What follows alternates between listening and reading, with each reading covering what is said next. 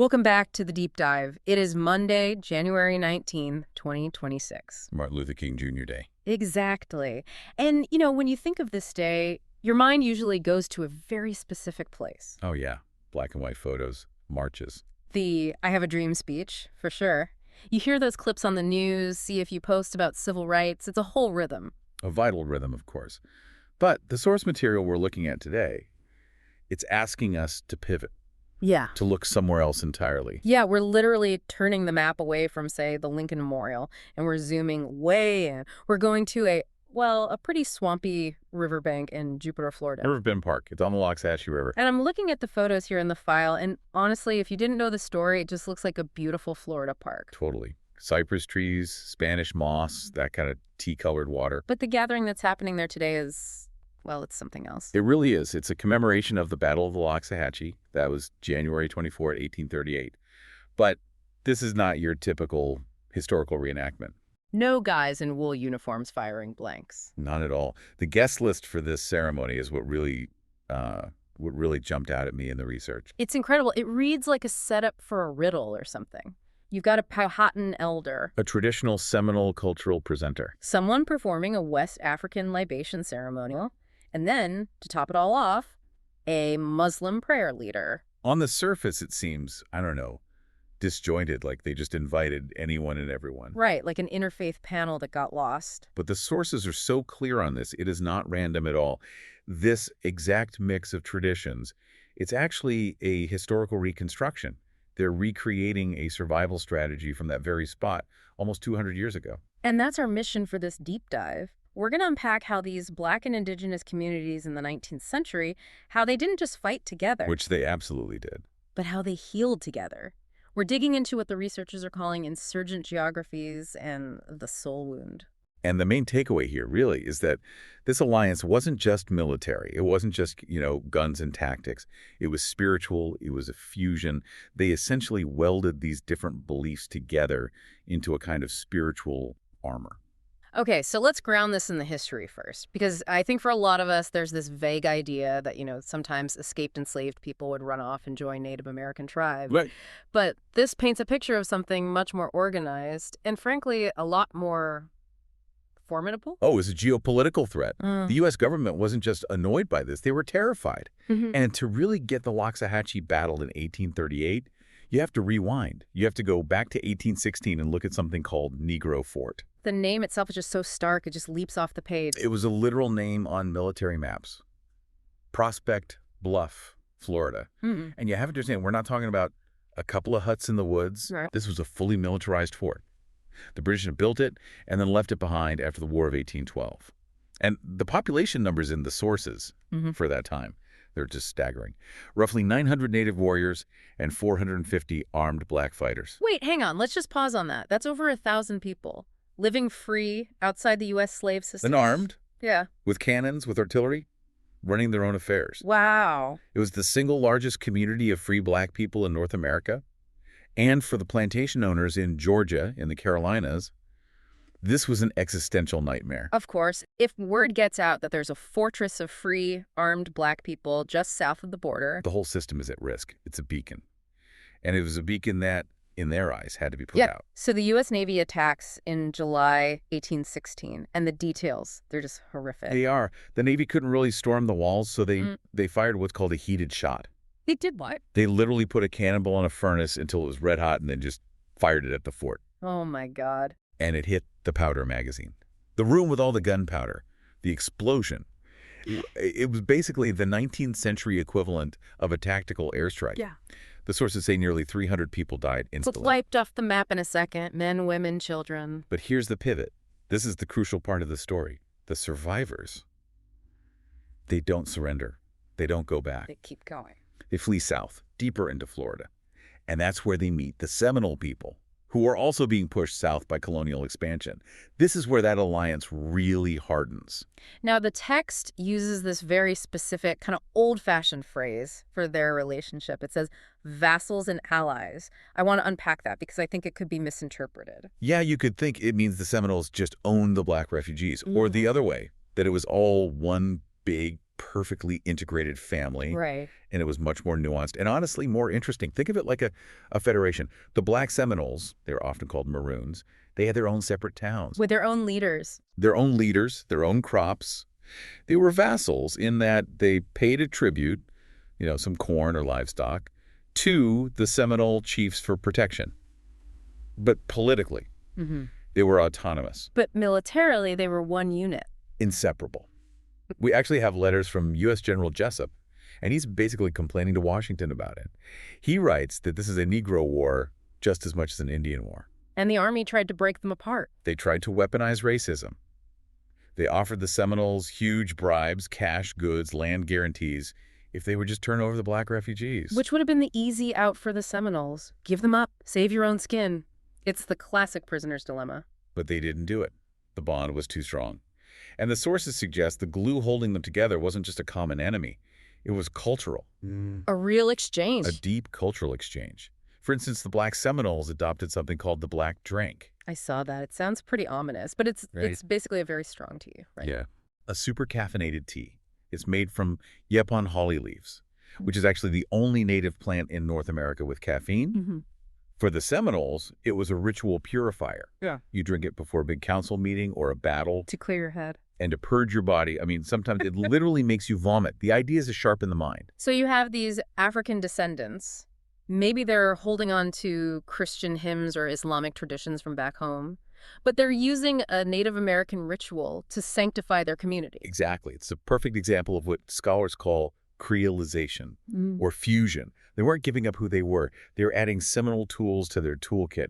They were building a culture that could survive the swamp. Which brings us to the second big theme here.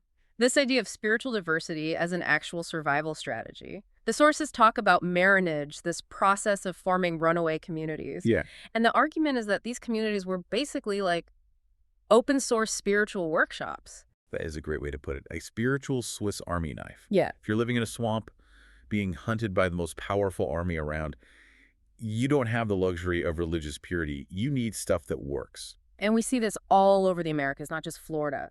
The file brings up Jamaica, the Kumfu religion. Right. The Jamaican Maroons, led by the legendary Queen Nanny, she practiced Obeah, which is a spiritual system from West Africa. But the Kumfu religion blended that with anything else that helped bind the community. Nanny wasn't just a general. She was a spiritual technician. Using rituals to organize, to build courage. To give her fighters the belief that they were literally bulletproof. Wait, literally? In their minds, yes. And in war, morale is everything. If you believe the spirits have shielded you, that you can catch bullets in your hand, you fight with a kind of ferocity that just terrifies a regular soldier. Then there's Palmares in Brazil. I was just floored by the scale of this place. 11,000 people. 11,000 people. In the 1600s, it was basically a black city-state in the Brazilian jungle that lasted for almost a century. Because a lot of the people there came from Congo or Angola, they'd already been exposed to Catholicism. So in Palmares, you had, what, churches? You had chapels, Yeah. statues of saints. But those saints were being honored right alongside African gods. The historian Stuart Schwartz calls it a creative synthesis. It wasn't confusion, it was deliberate adaptation. Exactly. They might pray to St. George, the dragon slayer, but in their minds, they're associating him with Ogun, the Yoruba god of iron and war. They're layering the powers. It's a strategy of abundance. If one doesn't work, maybe the other will. The sources also talk about insurgent geographies in Cuba, the idea of these secret Sunday markets. Yes, this is so fascinating. People from different plantations who maybe even spoke different African languages would meet in these hidden spots. It wasn't just to trade chickens. It was to trade rituals, to dance. That physical space, that temporary geography became a place where they could remember who they were. And the sources really emphasize that we can't forget Islam in this mix, which I feel is often erased from the narrative of American slavery. Massively erased. A significant percentage of enslaved Africans were Muslim. And Islam provided this rigorous ethical framework. Prayer 5 times a day, cleanliness, no alcohol. In the absolute chaos and degradation of slavery, that discipline was a form of mental armor. A way to hold on to your dignity. Precisely. So let's bring it all back to the Loxahatchee River today, in 2026. This ceremony, it's not just a feel-good moment. They are intentionally recreating this soup of traditions. Yes. They're trying to access the how-to of healing. The organizers are arguing that you can't heal a wound this deep with just one tradition. You need the whole toolkit. So let's walk through the specific rituals because the symbolism is so powerful. First, the African libation. I've seen this done, pouring water or gin on the ground. But what's the mechanic? What's it supposed to do? In the Yoruba worldview, the goal is tutu. It means coolness. Coolness. Yeah. Heat is chaos, anger, war. Coolness is harmony, peace. When you pour the water, you are literally and spiritually cooling the earth. You're opening a channel to the ancestors, saying, we're here, we're calm, we're ready to listen. And the text connects us to the Port Markers Project, honoring those lost in the Middle Passage. Right. I mean, think about it. The millions who died at sea, they never had a funeral, no rites. They were just gone. Yeah. The libation is a way of retroactively saying, you are not lost, you are ancestors. It brings them back into the community. Okay, then the ceremony shifts. It goes to a Native American practice, specifically the Haudenosaunee condolence ceremony. This one is amazing to me because it's so physical. Yeah. The metaphors are about the body. They're incredibly visceral. It comes from the story of Anwata, who you might know as Hiawatha, and it recognizes that deep grief physically disables you. How so? The ritual involves things like wiping the dust of death from the ears so you can hear again, clearing the throat so you can speak without being choked by grief, clearing the eyes so you don't see the world through a constant blur of tears. I love that. It's so practical. You can't have a conversation about healing if you literally can't speak because your throat is closed up. You have to fix the body first. Exactly. Grief is a physical blockage. You have to remove it before you can do the work of living. And finally, the Islamic prayer. They use the Al-Fatiha, which is the opening of the Quran, but also a very specific prayer, Salat al-Ghaib. The prayer for the absent. This is key. Normally, in Islamic law, the body has to be present for the funeral prayer. Right. But Salat al-Ghaib is the exception. It's for when someone dies far away or their body is lost. At sea, in a battle, a disaster. Which is chillingly perfect for this context. It's the exact spiritual tool you would need. You have ancestors who died in the Florida swamps. Their bodies never recovered. You have ancestors at the bottom of the Atlantic. This prayer lets the community perform that final duty to give them that dignity across time and space. So when you layer all these together, the cooling water to calm the earth, the clearing of the senses so the living can function, the prayer for the missing dead, it's like a comprehensive psychological intervention. And that's where the modern psychology comes in. The sources talk about the soul wound or historical trauma. Standard Western therapy is so individual. Right. Tell me about your problems. Exactly. But for these communities, the trauma is collective. It's in the culture. It gets passed down. You can't just therapy your way out of the aftermath of a genocide by yourself. You need a collective ritual for a collective wound. That's it. By doing these ceremonies together, they validate the grief.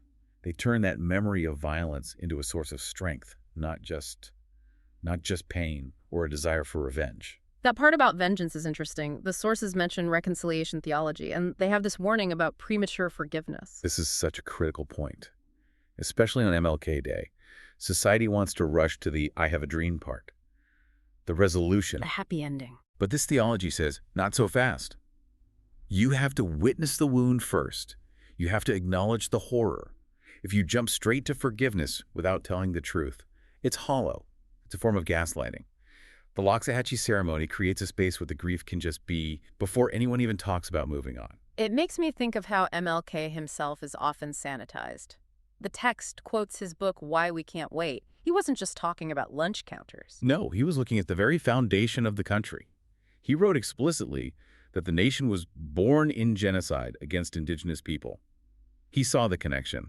He understood that the violence against Black bodies and the violence against native land, it was the same root violence. And we saw that solidarity flare up again so powerfully just a few years ago. Standing Rock, 2016. That was a modern Loxahatchee moment for sure. You had Black Lives Matter activists flying to North Dakota to stand with the Sioux water protectors.